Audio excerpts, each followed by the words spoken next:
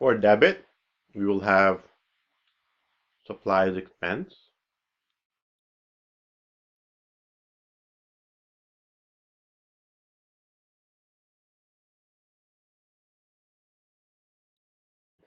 of 500 coming straight down from here.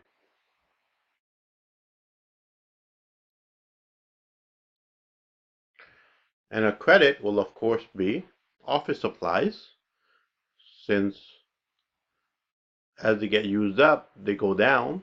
Being an asset, we credit them. So you can write down office supplies or simply supplies, and you credit $500.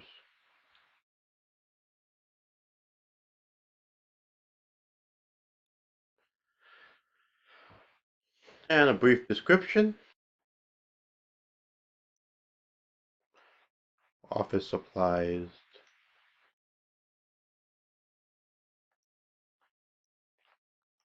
used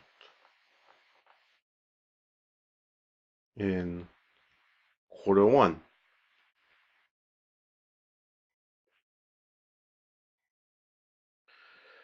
Note that in this case, we would not expect a consistent journal entry each month unless equal amounts of office supplies were used up. As with any office environment, we expect to observe some variance in supplies used depending on efficiency, productivity, and other similar factors.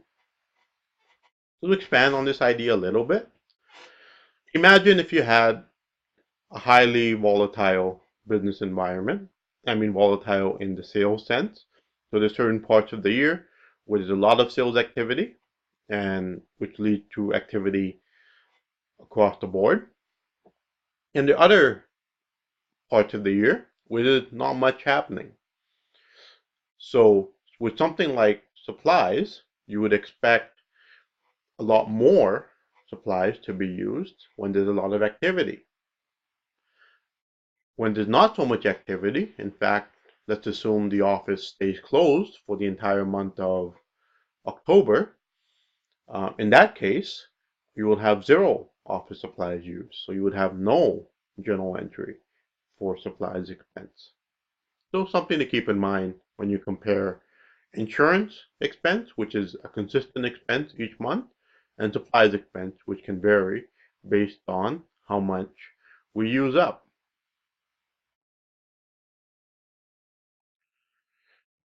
Amortization or depreciation, they're two different words to describe the same thing. This practice deals with consumption or using up of capital assets. Before we go into detail about how this is done, we must first define capital assets. So we have tangible capital assets. These are physical things you can see and touch. So physical assets such as land, buildings, furniture, vehicles, machinery, and equipment. These assets are often referred to as property, plant, and equipment, or PP&E, and are expected to provide long-term benefit to our business. Amortization or depreciation is the process of lowering the value of capital assets to accurately reflect the reduced usefulness over time. This is done by spreading the cost of an asset less the salvage value over its estimated useful life. So there are a couple of estimates here. The salvage value, which we expect the value to be at the end of our usage, and the estimated useful life. The historical cost is a strict number, which is what we paid to obtain the asset or what we paid to produce the asset for our use. Each year, there's an expense resulting from the use of the asset, which more accurately reflects the benefit of owning it over a period of time compared to just fully expensing it when purchased. Recall the expense recognition criteria aims to match up the expenses of a certain business activity with the revenues of that activity. The one exception to the amortization rule is land. Unlike other PPE assets, accountants are not required to amortize land. It's not a depreciable asset. The assumption is that usefulness of land will not decline. So the idea here is anything you have, such as a building or even a paved parking lot, over time it's going to become less useful. We don't assume that land will become less useful. We will assume that it will hold its value and it can always be used for something else. So we don't amortize land. So the formula for straight line amortization, which is the most basic and also the most common form of amortization. Up top in the denominator, you have cost minus salvage value. Salvage value is also called residual value sometimes. In the denominator, we have an estimate of how long the asset will last. So in your formula up here, it says years, but it can also be quarters or months. Anything that's a reasonable measure of time. So with that said, let's jump into an example. We have an entrepreneur named Jason, and he has the following capital assets. So in the first column here, we have our PP&E item, sawmill, and then we have the cost of the sawmill, $1 million. We have a salvage value of 500,000. We have an estimated useful life in years of 10. So moving down, equipment, 200,000, salvage value 0, 5 years estimated. And then trucks, 200,000, 50,000, 10 years. And then land, we have 1 million, no salvage value, and estimated useful life in years. Again, we're going to assume that it's going to be okay forever. So I'm going to do the first one here, and then we'll stop the video so you can practice in the last 3. So what's going to happen here is we're going to have our annual amortization expense in the first set of calculations here. We're going to have a quarterly amount, and we're going to have a monthly amount. So generally speaking, firms can choose when it's most appropriate to make their adjusting entries for amortization. So you can make it annually, you can make it quarterly, or you can make it monthly. Whatever you feel is most appropriate. Let's start off with the annual amortization expense for the sawmill.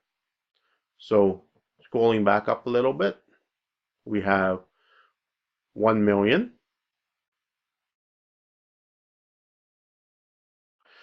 in cost.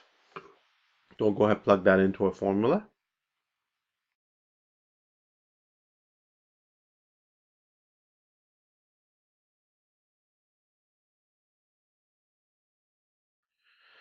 And then we have our salvage value.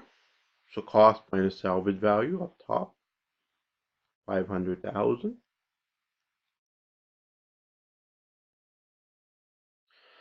That's going to give us our depreciable value up top, 10 years of useful life. And that's going to give us a rate of $50,000 per year.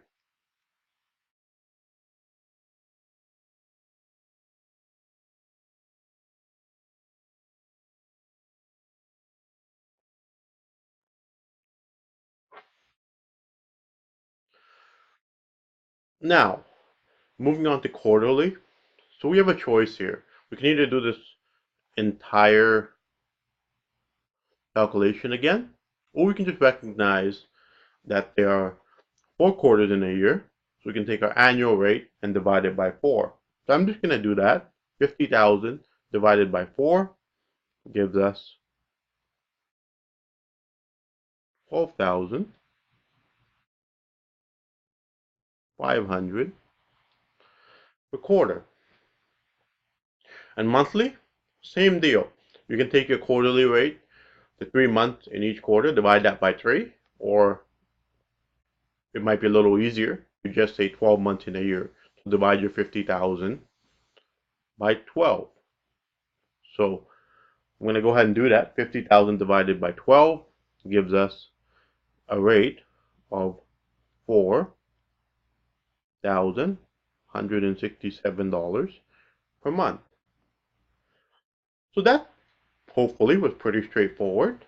I'm going to stop the video here, and you can go ahead and try the next 3 sets of calculations. See you in the next video.